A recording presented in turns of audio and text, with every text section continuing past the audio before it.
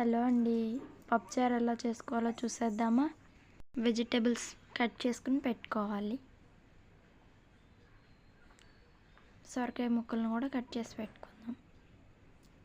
చేశాను, చూపిస్తాను, వచ్చేయండి. టమాటో, బెండకాయ, క్యారెట్, పచ్చిమిర్చి, ఆనియన్, దొండకాయ, దోసకాయ, బంగాళదుంప. కండి పప్పు ఉడుకుతుంది కదా, బాగా ఉడకబెట్టుకోవాలి మెత్తగా. మనం కట్ చేసుకున్న ముక్కలన్నీ వేరే కళాయిలో వేసుకుని కొంచెం వాటర్ పోసుకుని స్టవ్ వెలిగించి స్టవ్ మీద పెట్టుకున్న ముక్కలన్నీ ఉడుకుతున్న పప్పులో వేసేసుకుందాం.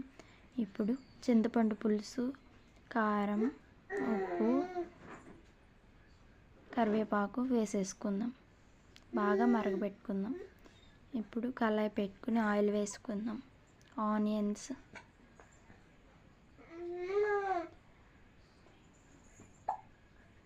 వెల్లుల్లి, ఎండుమిర్చి, ఆవాలు, జీలకర్ర, పచ్చెనపప్పు కూడా వేసేసుకుని మరుగుతున్నాయి కదండి. ఇప్పుడు సాంబార్ పౌడర్ కూడా వేసేసుకుందాం. తిరగమూత వేసుకున్నాం కదండి.